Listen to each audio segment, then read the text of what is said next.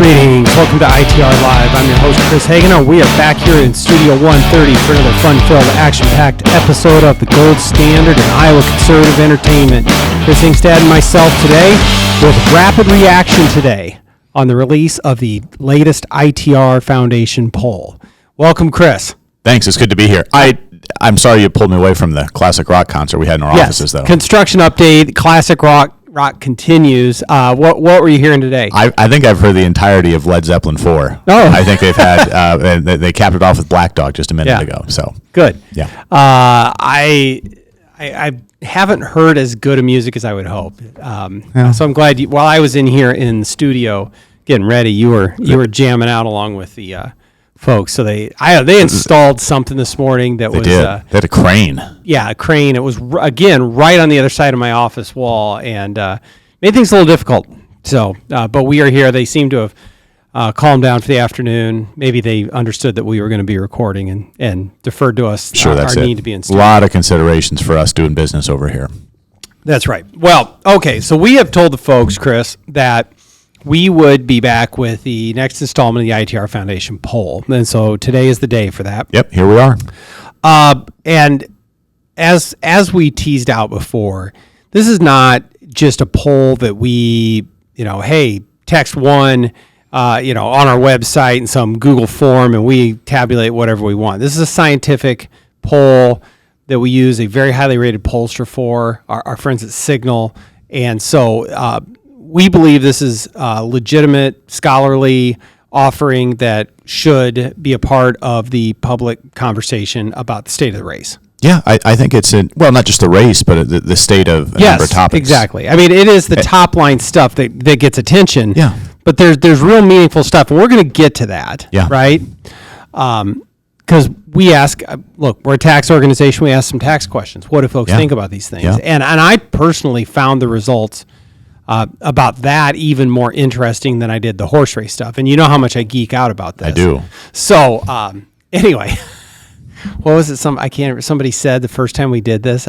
It may have been Leader Whitver. It's like giving you money for polling is like just giving a kid like unlimited money for the candy store. Anyway, I can't remember exactly how I put that, but I'm pretty sure it was him. Well, good. So I kind of want to walk through this a little bit, and you can give some commentary, or maybe just throw it back at me as we go along. I know that's usually how you like to do this, but I think the one that folks want to know right off the bat, presidential race, Trump, Biden, what's the result, right? And this is the first public poll since the debate. Yep. So the last Des Moines Register poll was before the debate. Yep. And we have this at Trump beating Joe Biden 51-39. Yeah. Plus 12. Yep. And we asked that same question in February, Chris. And I don't know the numbers, but the spread was 9 points then. Right. And now it's up to 12. Yep. And so, by the way, Chris, not only is this after the debate and the debacle that was, but this is also after folks have had a chance to process President Trump's, felony convictions, such as they were, right? So it's taken the temperature after both of those things, and Trump's lead has expanded. Yeah, I think that's right. The 16 and 20 margins for Trump and I think we're about 7 or 8 for a benchmark. We had it at 9 in February. Now we're up to 12. Let me point out, too, I believe the Register's most recent poll might have showed Trump with a bigger lead. It did. But they also offered, I believe, RFK as an option, maybe even Marianne Ann Williamson. And we asked it specifically as a head-to-head. Right? So we didn't give them potentially everybody they'll see on a ballot or anything else. We asked it as a head-to-head question. And as head-to-head, Trump still increased his lead. Yeah.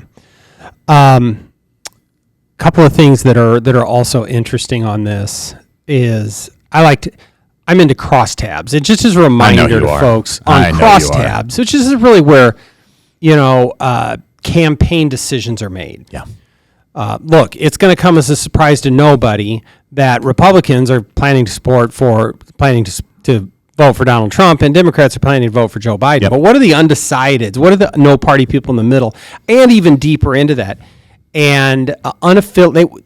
Signal calls them unaffiliated voters. In Iowa, technically, it's a no-party voter. They are 48 to 32 voting for Donald Trump. Well, there you go. Yeah, and so the undecided voters on that question lean a little bit to the Republican side. So I think there might even be a little bit more room to move toward Trump on this. But I think overall, and we'll get into this, is it hasn't changed as much as I think some folks might have thought post-debate. Yes, it's 3 more points. I don't know if that's a statistically significant movement, but I guess in my mind, folks have already decided. Well, they haven't. Yeah, all the stuff about Trump, they're voting for him or not voting for him, and I don't know that it matters. I think one of us made the point, or maybe we both made the point on our last podcast, that very well could be the case. That none of this is really new, that President Biden seems to be in some sort of cognitive decline. None of it's really new that President Trump has done things that some people may not like. I think everybody knows what they're getting with these two and have already made up their minds. Yeah. So we'll continue. This will not be the last poll before the election, at least I hope not, and we'll continue to track that. Another, I think, important, because we care a lot about state legislative races. Yeah. And we asked the generic congressional ballot, which I think extends pretty cleanly to the generic legislative ballot. That was +9, 58 or 48-39. So that's pretty stable, actually, compared to last time out. But that's a big number. Yeah. And Iowans, this is a red state right now. It doesn't mean it's going to be forever, but this is now several cycles in a row, at least going back 3 of them, where Iowans want Republicans to lead. Well, I don't want progressives to get the message, Chris, but I'm going to go ahead and say this out loud anyway.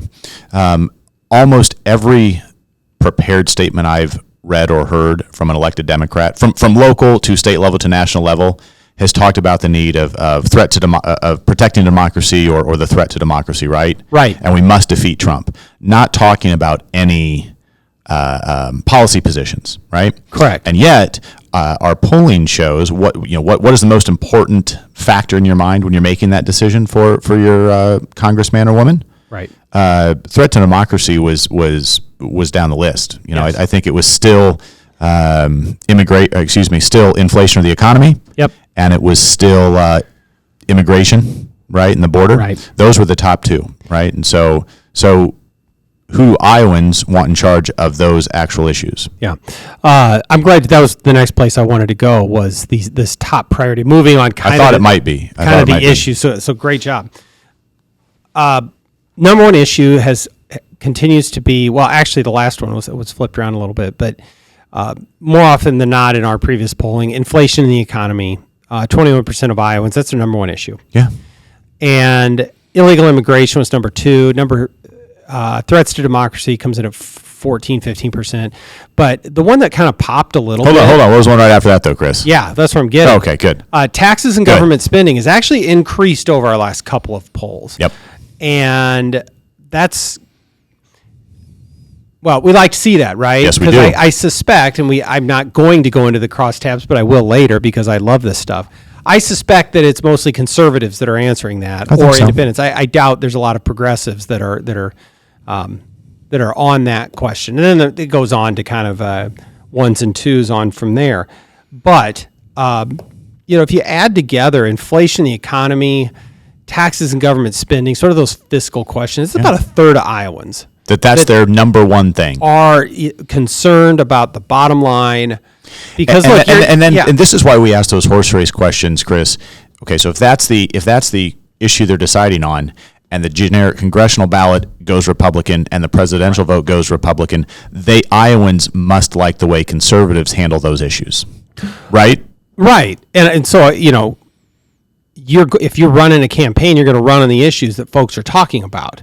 I mean, they could run a campaign on gun control, which is at 2%. No one's talking about gun control. They're setting aside whatever the validity of the issue. Now, I think you and I are probably of one mind on it, but you're Sarah, no one's listening. Sarah said maybe we should get a bigger gun safe because we like freedom. And I was like, yes, we do. Good.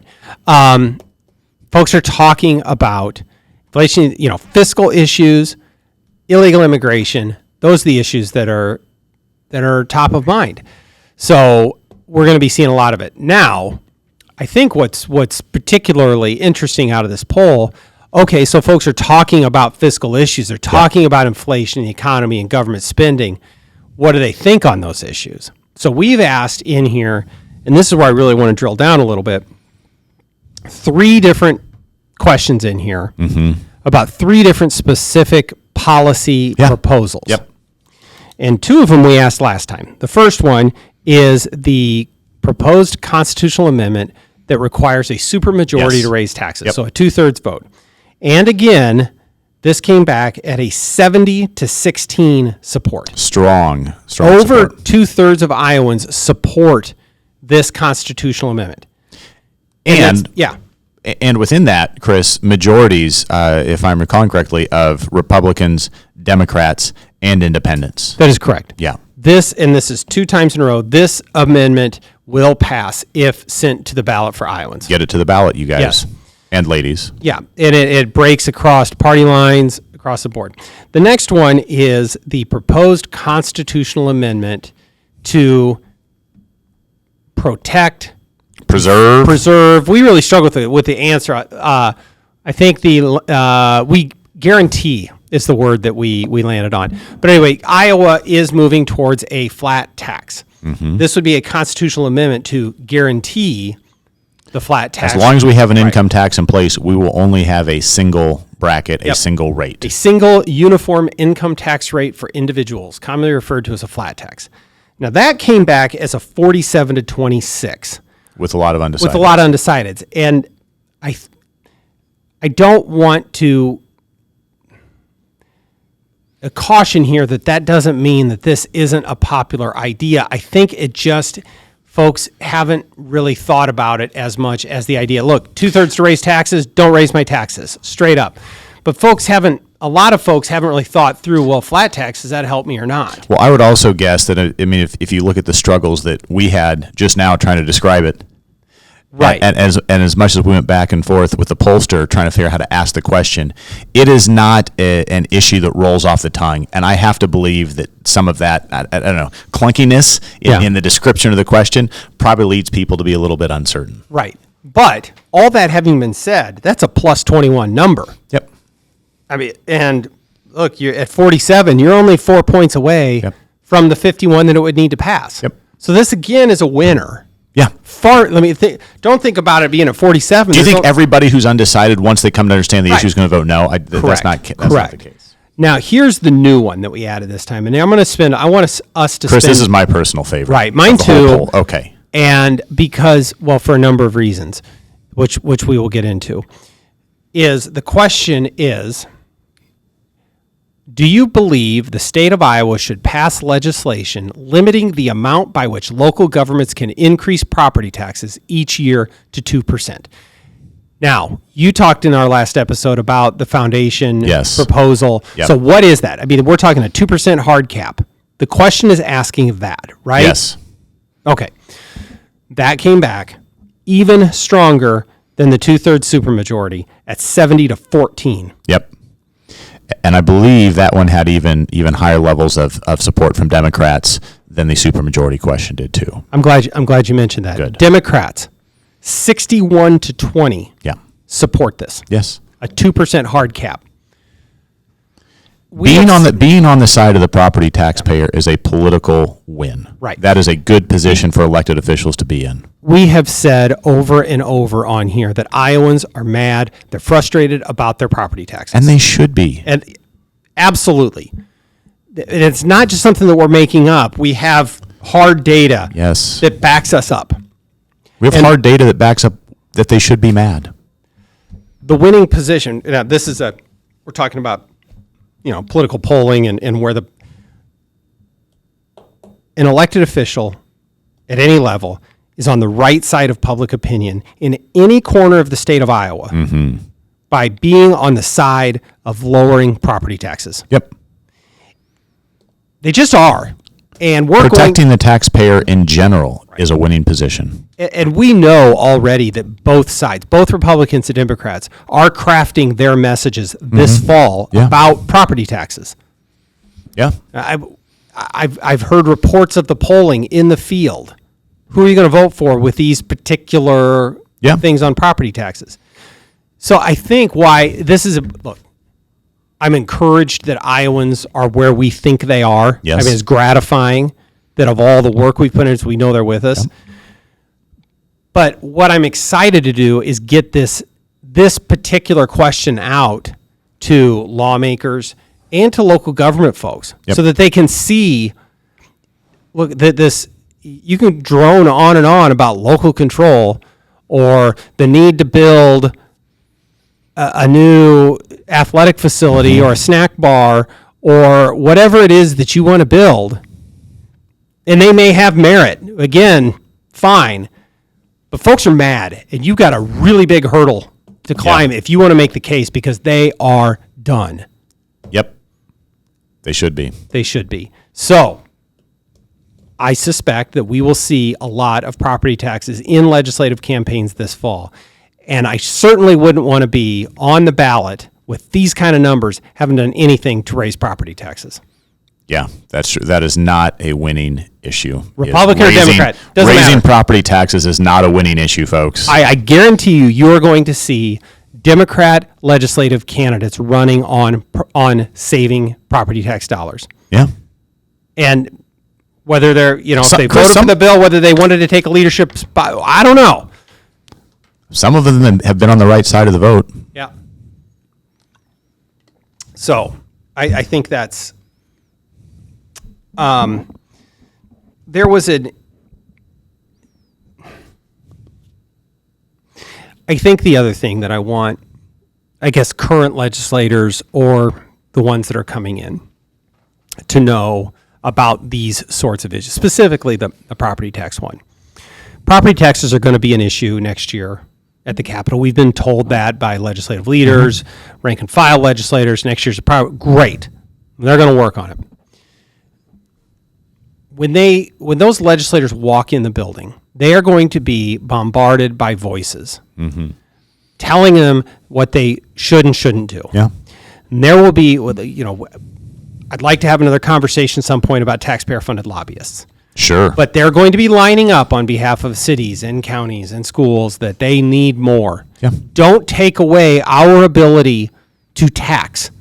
Oh, they're going to talk about home rule. They're going to talk about all their needs. They're going to talk about unfunded mandates. They're going to talk about this, that, and the next thing. Trying to deflect, trying to stop legislators from making real progress, from doing real things to save money. And what those legislators need to know is that the 70% of Iowans, the 61% of Democrats aren't in the building talking to you. You may get an email or two, and we're going to do our best to make sure they contact you. But when you're hearing from all the city folks, and you're hearing from all the county folks, and your mayor, and your city council, and your board of supervisors, you need to remember that that's 14% of Iowans at best. And that the 70% of Iowans want you to do something. Yeah. Because those folks won't act. Because what was the number that we found out that they raised property taxes last year, between 6 and 7%? Yes, correct. The locals aren't getting the job done. The legislature has to. And these numbers show how much Iowans are expecting of them. Look, those taxes are a zero-sum game. Every dollar, I mean, this is obvious, but if you start buying into what the locals are telling you, then you need to remind this is obvious. Every dollar of that local government takes in property taxes comes from a household or a business. Yes. Okay? And so if you're growing those tax collections faster than those homes and businesses, you are choosing to benefit government at the expense of your families and your businesses in your district. Yep. So if you want to listen to representation from cities or counties or even school districts on some of those choices they make, have at it. But you also need to make sure you go listen to the actual voters in your district and hear their stories too. Yep. That's exactly right. So, cut taxes, right? That's the message on all this? It's cut taxes and make it harder for them to go up in the future. Yeah. There's another interesting, and maybe this isn't exciting, but one of the other breakdowns in here was Signal puts together specific groups of voters inside of the poll. Mm-hmm. And one of them, they called it undecideds. I don't know if you looked at this or not, but it was kind of interesting.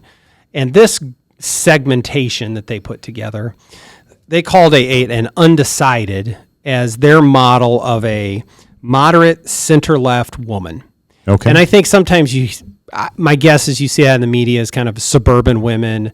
You know, what do they care about? But they're largely undecided on this race. Okay. They're undecided on Biden, Trump. They're undecided on Republican versus Democrat. But what was interesting here is they're very pessimistic about the direction of the country. They only 5% of them think the country's on the right track. 95 wrong track. Like that's significant. But they also aren't convinced that the state's on the right track either. That's only a 25%. And they're unsure where they're going to vote. But if you go down here a little, you know, if this is suburban women or educated women, center left, moderate, whatever, they're strongly in favor of the supermajority to raise taxes. They support the flat tax, and 63% support the hard cap on property taxes. So here's a group of people that really are really concerned about the direction of the state and the Chris, country. because pocketbook issues affect all of us every day. And I guess that's where I want to come to is here's, if you want to win voters, those folks that they're not on the sidelines, they're not undecided because they don't know things. They're undecided because I'm not sure that their issues are being spoken to clearly enough. If you want to win, you need to be out there, not just telling them what you want to do on property tax, but actually doing it. Yeah. And so it's just another example of how I strongly believe that these pocketbook issues are not only the path to victory at the ballot, but is how you can win in the court of public opinion going forward. And then at the end of the day, they're the right thing to do because they're going to be the better for the state of Iowa, and we all win. Yep. So where can folks find more about the ITR Foundation poll? Right on the front of itrfoundation.org. Yes. So go there. We're going to have, going forward, we'll release some more charts and fun stuff, but you can either get the top line memo, you can get the slide deck, you can just get Chris's write-up here. We will format this however it works for you. But, and if folks out there have questions like, hey, I don't, what does this kind of crosstab say? I get folks every once in a while ask me, what did you see here? We're happy to help, dive into some of the data with you. And if you have any suggestions for next time, please feel free to contact us. We'd love to hear about it. So, all righty. Well, that's all for today. Thank you, Chris. Thanks for indulging my love of polling and keeping the project going. Yes. So yes, it's if nothing else, the smile it brings to your face. It does. Every quarter is worth it. All righty. Good. Well, thanks for joining us, folks. Don't forget to like and subscribe. Tell your friends. And with all of that, we will see you next time on ITR Live.